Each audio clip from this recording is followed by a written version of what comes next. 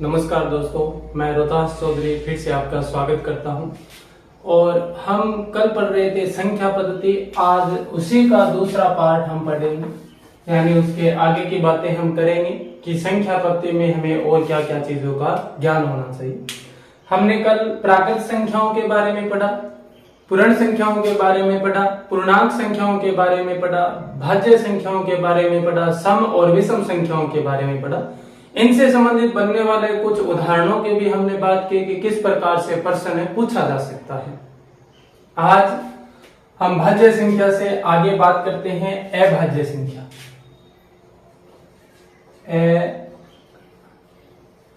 अभाज्य संख्या, तो हमने भाज्य संख्या की परिभाषा पढ़ी कि ऐसी संख्या जिसमें एक स्वयं या उसके अलावा किसी अन्य संख्या का पूरा पूरा भाग जाए, वो कौन सी संख्या होती है? भाज्य संख्या होती है। आज हम अभाज्य संख्या की बात करें तो ऐसी संख्या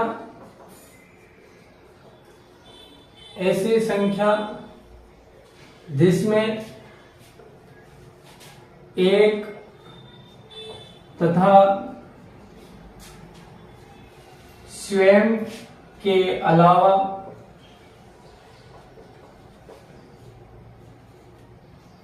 अन्य संख्याओं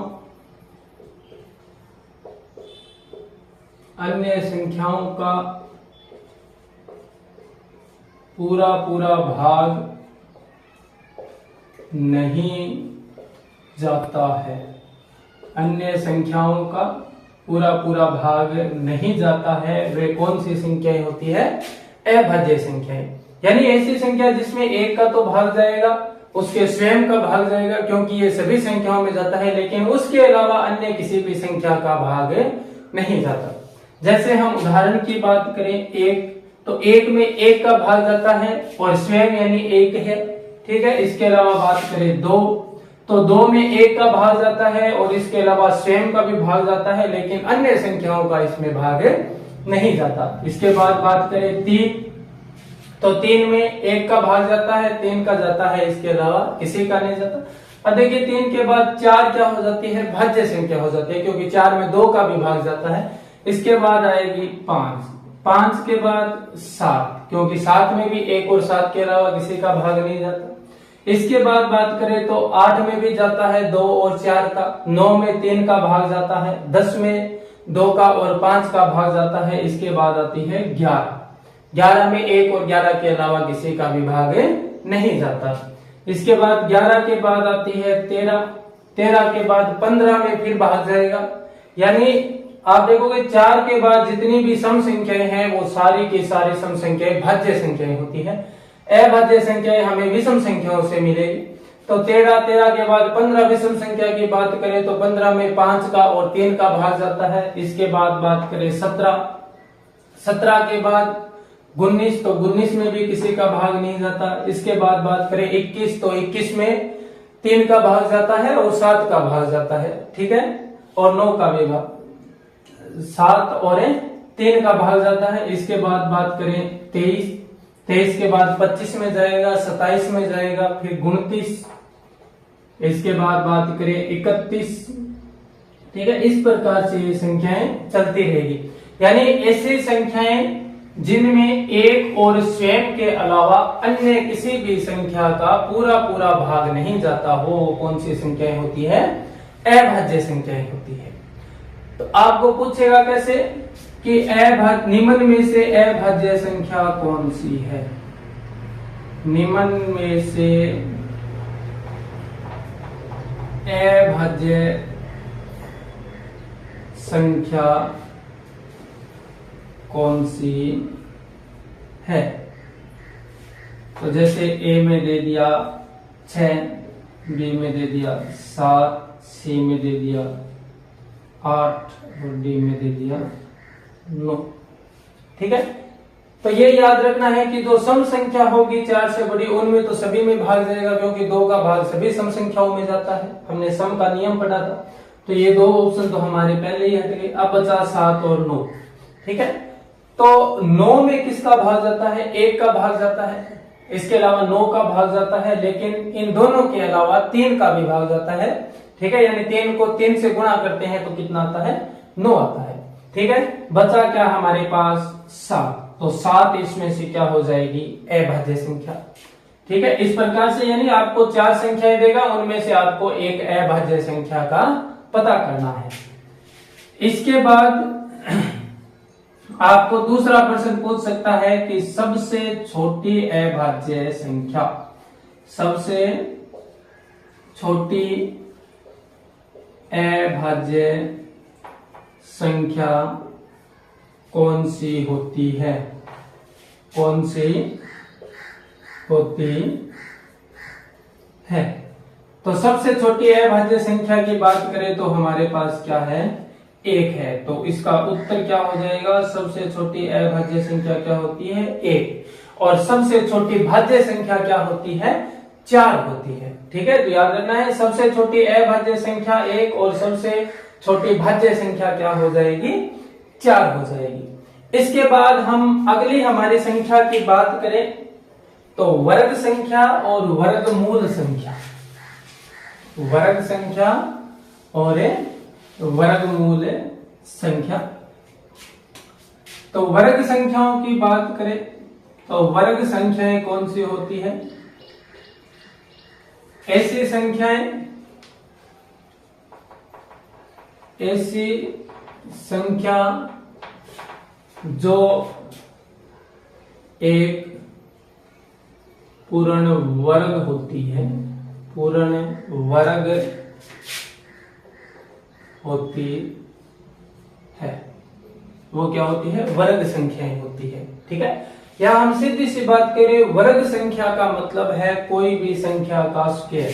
जैसे आपको पूछ रहे 10, तो 10 की स्क्वायर कितनी होती है, 100। तो 100 क्या है, एक वर्ग संख्या है।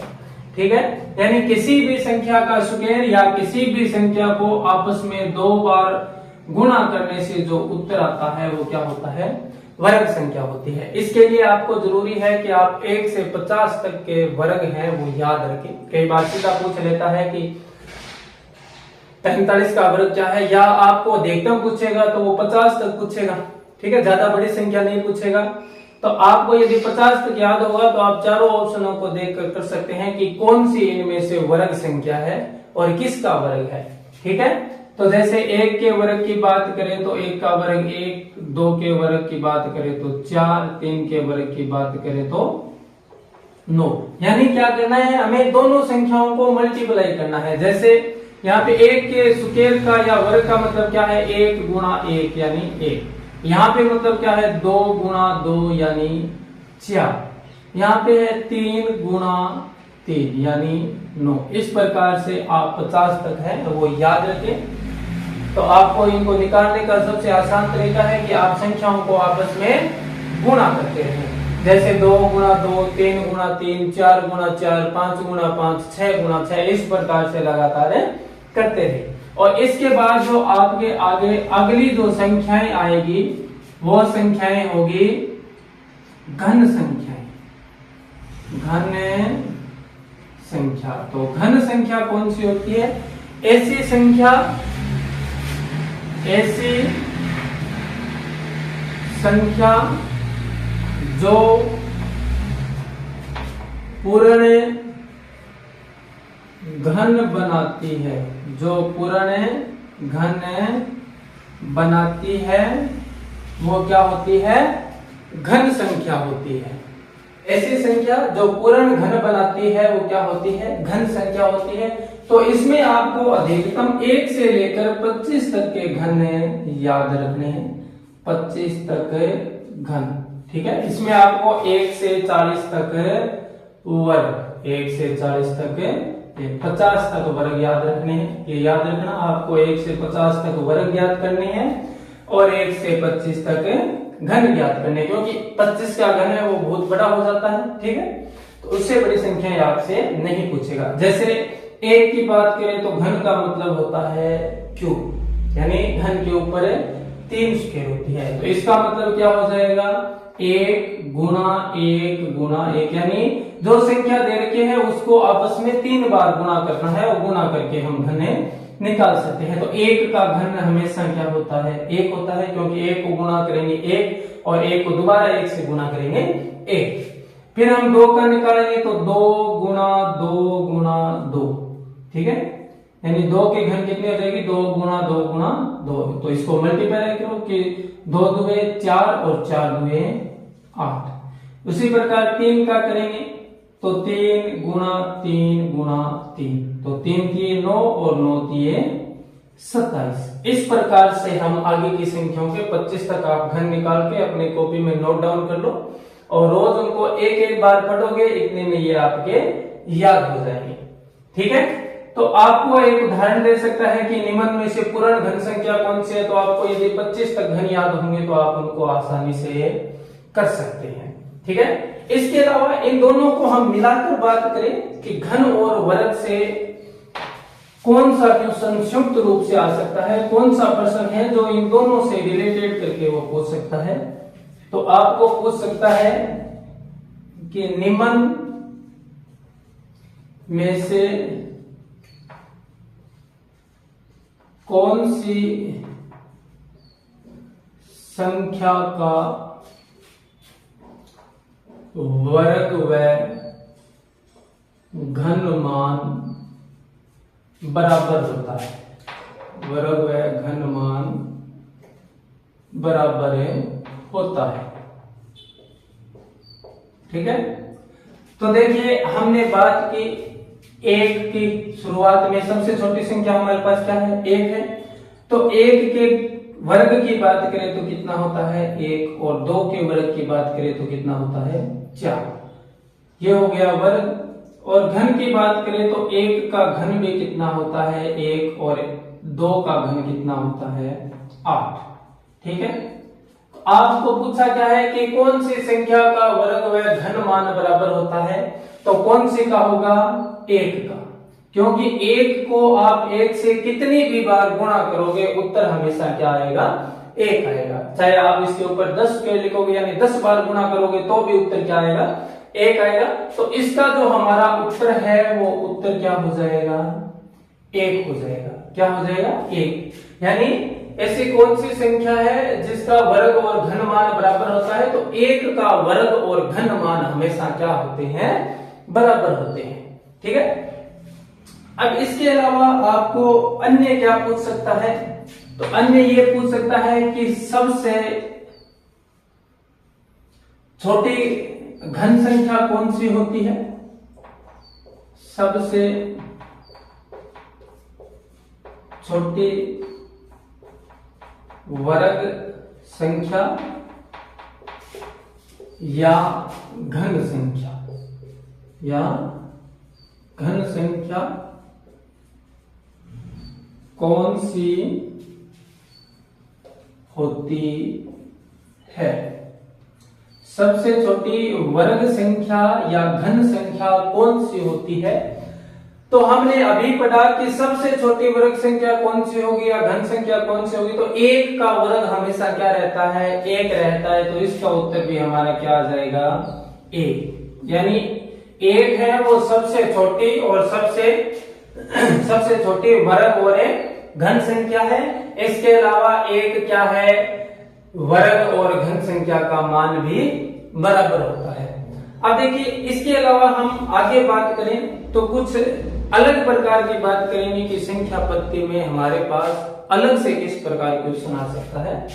तो ये तो हमारा संख्याओं का ज्ञान था। अब इन्हीं संख्याओं के आधार पर हमें प्रश्न कई बार और तरीके से भी पूछ लेता है। जैसे आपको प्रश्न पूछेगा सबसे छोटी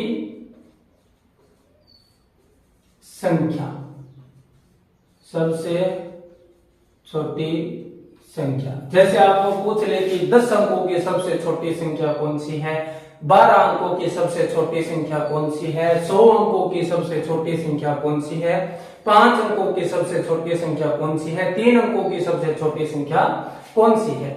ठीक है, तो सबसे छोटी संख्या को लिखने के लिए हमें क्या करना पड़ेगा, तो सबसे छोटी संख्या, या मैं सीधा ही लिख देता हूं इसकी परिभाषा कि इसे लिखने के लिए इसे लिखने के लिए एक लिखकर उसके आगे शून्य लगाए। ठीक है, एक लिखकर उसके आगे शून्य लगाए। तो देखिए कैसे, जैसे आपके सामने प्रश्न आ गया कि 3 अंकों की सबसे छोटी संख्या, ठीक है, कौन सी है, यानी 3 अंकों की सबसे छोटी संख्या कौन सी होती है। तो आपको क्या करना है, एक लिखना है, शुरुआत में क्या लिखना है, एक लिखना है। तो हमें 3 ही तो अंक लिखनी है पूरे संख्या में, तो एक अंक तो लिख दिया, बाकी 2 अंक और लिखने हैं। तो 2 हमने आगे क्या लिखा कि एक लिखकर उसके बाद आगे क्या लगा देंगे, शून्य। तो 2 हम यहाँ पर क्या लगा देंगे, शून्य। यानी 3 अंकों की सबसे छोटी संख्या कौन सी होती है, 100, क्योंकि 99 और 99 2 अंकों की राज संख्या है और इसके बाद 100 3 अंकों की क्या है, सबसे छोटी संख्या है। यहीं पर आपको पूछ ले कि 6 अंकों की सबसे छोटी संख्या, तो 6 अंकों की संख्या कैसे लिखेंगे, तो सबसे पहले लिखेंगे 1 और उसके बाद अब कितने और बच गए, 5 अक्षर और लिखने हैं। तो 5 हम क्या लगा देंगे, 0। तो ये हमारी कितनी हो गई, 1 लाख हो गई। ठीक है, तो 6 अंकों की सबसे छोटी संख्या कितनी हो जाती है, 1 लाख हो जाती है। ठीक है, तो आपको केवल याद क्या रखना है, आपको पूछेगा अधिकतम की बात करूं मैं अक्षरों की, तो अधिकतम आपको 6 अक्षर तक ही पूछ सकता है। ठीक है, तो आप चाहो तो 6 अक्षरों तक अपनी कॉपी में अभी नोट डाउन कर सकते हो। नोट डाउन आपको स्वयं को करना है ताकि आपकी बार बार प्रैक्टिस होती रहे। आपको करना कैसे है, जैसे इधर आप लिखोगे, ऊपर लिखना है आपको छोटी संख्या, छोटी संख्या। ठीक है, यहां पे लिखोगे 2 एक अंकों की, 1 अंक की, उसके बाद 2 अंक की, 3 अंक की, ऐसे लिखते जाओगे और इधर इसका क्या लिख दोगे, मान। जैसे 1 अंक की पूछा है तो हमारे लिए क्या है कि सबसे पहले हम क्या लिखेंगे, 1 लिखेंगे, उसके बाद बाकी के शून्य लगाएंगे। तो 1 अंक पूछा है तो 1 हमने पहले लिख दिया, बाकी हमें और अंक लिखने ही नहीं है, तो सबसे छोटी क्या हो जाएगी, 1 हो जाएगी। 2 की पूछेगा तो सबसे पहले 1 लिखेंगे और अब हमें बाकी का बचा हुआ 1 अंक को लिखना है, तो उसका हम क्या लगा देंगे, 0 लगा देंगे। तो ये क्या हो जाएगी, 2 अंकों की सबसे छोटी संख्या। इस प्रकार से आपको 6 अंकों तक लिखना है। ठीक है, जैसे 3 अंकों की संख्या लिखनी है तो पहले 1 लिखेंगे, उसके बाद बाकी 2 0 लगा देंगे। 4 अंकों की लिखनी है तो 1 लिखने के बाद उसके आगे 3 0 लगा देंगे। 5 अंकों की लिखनी है तो 1 लिखने के बाद उसके आगे 4 0 लगा देंगे। और 5 अंकों की 6 अंकों की लिखनी है तो 1 लिखकर उसके आगे 5 0 लगा देंगे। यानी सबसे छोटी संख्या हमें कितने भी अक्षरों की पूछे तो सबसे पहले हमें 1 लिखना है और उसके बाद बचे हुए जितने भी अक्षर होते हैं उनकी जगह हम क्या लिख देंगे, शून्य लिख देंगे। ठीक है, 0 लिख देंगे, जिससे हमारी एक सबसे छोटी संख्या बन जाएगी। अब इसके बाद आता है सबसे बड़ी संख्या। ठीक है, जिस प्रकार अभी हमने पढ़ा ना कि 10 अंकों की, 5 अंकों की, 4 अंकों की सबसे छोटी संख्या, उसी जगह हमें पूछ सकता है कि 3 अंकों, 4 अंकों या 5 अंकों की सबसे बड़ी संख्या कौन सी होती है। तो अब हम पढ़ेंगे सबसे बड़ी संख्या, सबसे बड़ी संख्या। तो सबसे बड़ी संख्या हम कैसे ज्ञात करेंगे, तो सबसे छोटी के लिए हमने क्या पढ़ा था कि 1 लिखकर उसके आगे बाकी बचे हुए अंकों का हम क्या लिख देंगे, 0 लिख देंगे। तो सबसे बड़ी संख्या कैसे लिखेंगे, तो इसके लिए सभी अंकों को 9 लिख देंगे, सभी अंकों को 9 लिख देंगे। 9 कैसे लिखेंगे? जैसे आपको पूछ ले कि 2 अंकों की सबसे बड़ी संख्या, ठीक है, 2 अंकों की सबसे बड़ी संख्या, तो 2 अंकों की सबसे बड़ी संख्या क्या हो जाएगी? तो आपको क्या करना है? 2 बार 9 लिखना है। 2 अंक पूछे तो क्या लिखोगे? 2 बार 9 लिखोगे। 3 अंकों की सबसे बड़ी संख्या पूछे तो आप क्या करोगे? 3 बार 9 लिखोगे, ठीक है। 4 अंकों की सबसे बड़ी संख्या पूछे तो आप क्या करोगे? 4 बार 9 लिखोगे। इस प्रकार से आप लिखते हुए चलोगे। अब देखिए कि क्या हमारी ये सही चीजें हैं, क्योंकि कई बार कंफ्यूजन हो जाते हैं कि सर ऐसे कैसे होगा, ये होगा या नहीं होगा। तो देखिए आपको क्या है, 2 अंकों की सबसे बड़ी संख्या हमने क्या ली? तो हमने 2 बार 9 लिखा, यानी 99 लिखा, ठीक है। तो देखिए 99 और 99 के बाद क्या आता है? 100 आता है। तो 100 कितने अंकों की संख्या हो गई? 3 अंकों की। उससे पहले क्या आता है? 99 आता है, ठीक है। उसी प्रकार 1 अंक की बात करें तो 9 और 9 के बाद 10, तो 10 2 अंकों की होगी और 9 क्या होगी? 1 अंक की संख्या होगी, ठीक है। तो हमें सबसे बड़ी संख्या लिखनी है तो क्या करेंगे? जितने भी अंकों की संख्या लिखनी है उतने हम क्या लिख देंगे? 9 लिख देंगे। जैसे 10 बार पूछे तो 10 बार 9 लिख देंगे, 4 बार पूछे तो 4 बार 9 लिख देंगे, 1 बार पूछे तो 1 बार 9 लिख देंगे, ठीक है। अब देखिए इसके अलावा इन दोनों से कॉमन में एक क्वेश्चन पूछता है, और वो कॉमन में क्वेश्चन किस प्रकार से पूछता है कि आपको पूछ ले कि जैसे मैं क्वेश्चन लिख रहा हूं, 3 अंकों की सबसे बड़ी और सबसे छोटी संख्या में कितना अंतर होता है? कितना अंतर होता है? यानी आपको एक 3 अंकों की सबसे बड़ी संख्या लेनी है और एक 3 अंकों की सबसे छोटी संख्या लेनी है, और दोनों के बीच अंतर का मतलब है कि उनके बीच कितनी संख्याएं होती है उनके बारे में बताना है। तो देखिए हम सबसे पहले लेंगे, क्योंकि हमें क्या करते हैं? बड़े में से छोटे को घटाते हैं, ठीक है। तो सबसे बड़ी 3 अंकों की संख्या लेंगे तो हम 3 बार क्या लिख देंगे? 9 लिख देंगे। और 3 अंकों की सबसे छोटी संख्या लिख देंगे तो कैसे लिखेंगे? पहले 1 लिखेंगे और बाकी 2 संख्याओं की जगह क्या लिख देंगे? 0 लिख देंगे। ये सबसे बड़ी संख्या आ गई, ये सबसे छोटी। तो इनका अंतर निकालने के लिए हम इनको क्या कर देंगे? घटा देंगे। तो घटाएंगे तो हमारे पास उत्तर कितना आएगा? 899। कितना आएगा? 899 उत्तर आएगा। उसी प्रकार हम बात करें दूसरे क्वेश्चन की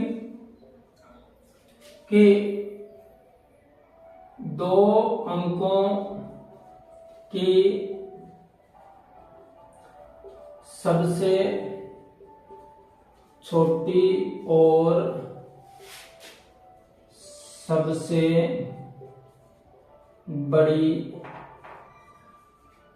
संख्या में अंतर, ठीक है। तो 2 अंकों की सबसे बड़ी संख्या क्या हो जाएगी? तो 2 बार 9 लिख देंगे, यानी 99। और 2 अंकों की सबसे छोटी संख्या लिखेंगे तो कैसे लिखेंगे? 1 लिखेंगे, उसके बाद 1 अंक बचेगा उसका 0। तो इन दोनों को क्या कर देंगे? घटा देंगे। 99 में से 10 घटाएंगे तो कितना बचेगा? 89, ठीक है। उसी प्रकार आपको 1 अंक की पूछ ले कि 1 अंक की सबसे बड़ी और सबसे छोटी संख्या में अंतर। तो 1 अंक की सबसे बड़ी संख्या क्या होगी? तो हमें 1 बार 9 लिखना है, और 1 अंक की सबसे छोटी संख्या लिखेंगे तो 1 लिखेंगे। इन दोनों को घटाएंगे तो कितना उत्तर आएगा? 8, ठीक है। तो इनका अंतर कितना होता है? 8 होता है। तो इसी प्रकार से हम क्या करते रहेंगे कि सबसे बड़ी और सबसे छोटी संख्याओं का अंतर पूछे तो हम सबसे पहले संख्याओं को बढ़ाएंगे और उनके बाद उनको घटा देंगे। जिससे हमारे पास सबसे बड़ी और सबसे छोटी संख्याओं का अंतर आ सकेगा।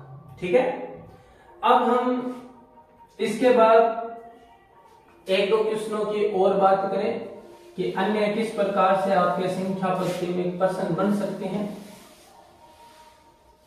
तो आपको मैंने वर्ग का बताया कि वर्ग का प्रश्न किस प्रकार से बन सकता है। तो कोई आपको 4 उदाहरण दे देगा और उनमें से पूछ लेगा कि इनमें से निम्न में से वर्ग संख्या कौन सी है, या प्राकृत संख्या से पूछ सकता है। तो एक तो आपको सबसे जो छोटी संख्याएं हैं उनका याद रखना है। ठीक है, इसके अलावा आप अन्य संख्याओं के बारे में जितने भी प्रश्न बन रहे थे हमने एक एक दो दो प्रश्न हल भी किए हैं, और इसके अलावा भी हम अन्य क्वेश्चनों को आगे जो प्रैक्टिस करेंगे तो उसमें हल करेंगे। यदि आपके पास भी कोई ऐसा क्वेश्चन हो, आप किताब पढ़ रहे हो, आपको वो क्वेश्चन नहीं आए, तो आप कमेंट बॉक्स में डाल देना, जिसका हल है वो हम अगले दिन कर लेंगे। क्योंकि आप जो ये क्लास देख रहे हो ये लाइव क्लास नहीं है, पहले से रिकॉर्ड क्लास है और इसको बाद में लाइव किया गया है। धन्यवाद। जय हिंद, जय भारत।